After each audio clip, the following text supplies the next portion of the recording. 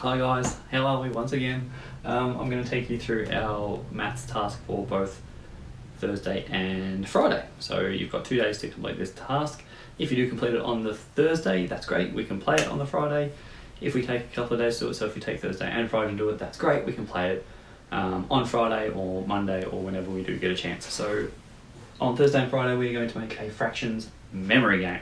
So you can make these on a bit of cardboard, a bit of paper.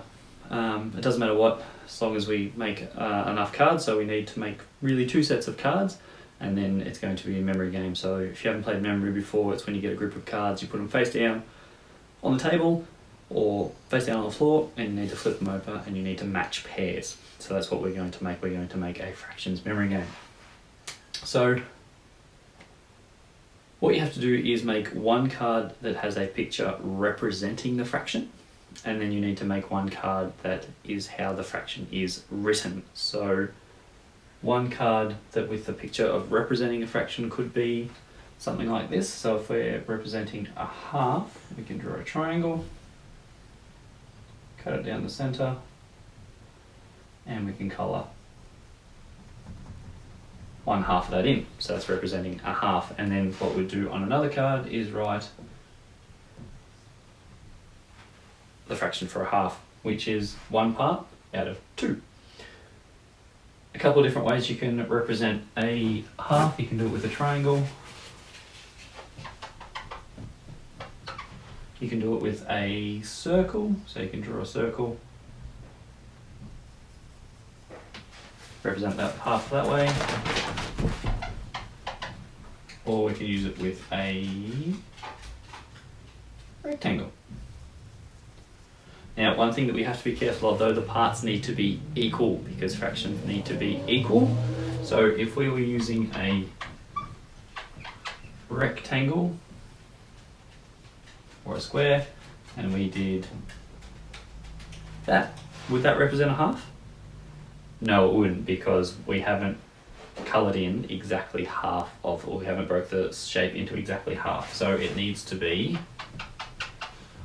each part that we break it into needs to be equal. So that would be a half there. So that's a big point of it that we need to remember when we're doing our representations. They need to be equal. So another fraction that we could do maybe is a third. So a third. So we could go a rectangle again, and then have it into a third. Okay, so that's the task you need to do. You make as many fractions as you possibly can. So we can have a half, a third, a quarter, a fifth, a sixth, an eighth. We've got a 7th in there, 9th, 10th, a 12th, a 36th. So all depending all the different fractions that you know and that you can make. What I'd like you to do is make a card for them, or 2 cards. So a picture, a card that represents what the fraction looks like, so something like that, and then how to write the fraction. Do you think we can do that? I think we can. I think it'll be fun. Good luck, enjoy, and I'll be very, very excited to see what you can make. So after you've made it, can you post a picture onto Seesaw? I'll be very intrigued of how we go. Okay, thanks guys, bye.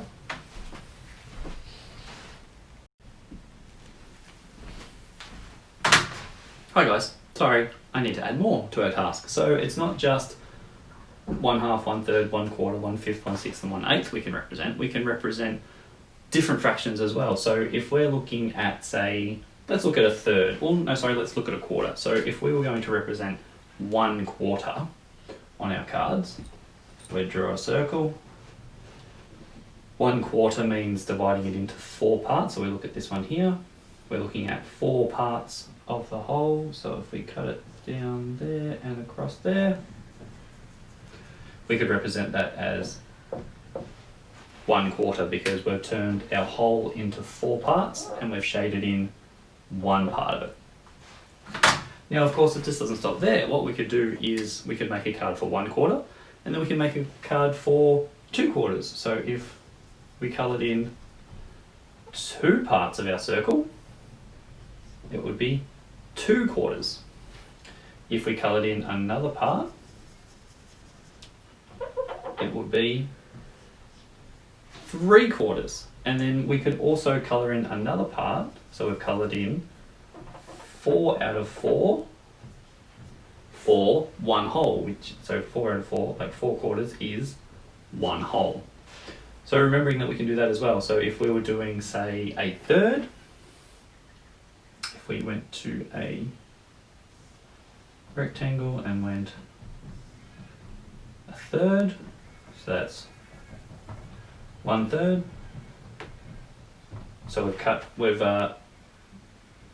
divided our shape into 3 parts and we've coloured in 1 part of it. If we colour in another part of it, we'd have coloured in 2 parts of it, or represented 2/3. Okay, so don't forget about all the different fractions you can make as well. Sorry, I should have mentioned that earlier in the video, but we don't just have to go 1/4, 1/5, we can make 2/5, we can make 3/5, we can make 4/8, okay? And that way you can go from there. Or, if you want to get really, really, really tricky, is you can colour in, say if we're doing quarters again, so if we're doing that, or we want to see if we can, if we're going to play with our siblings or our mum and dad, we can maybe want to try to trick them.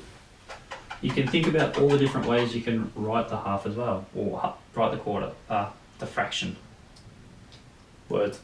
So if we're looking at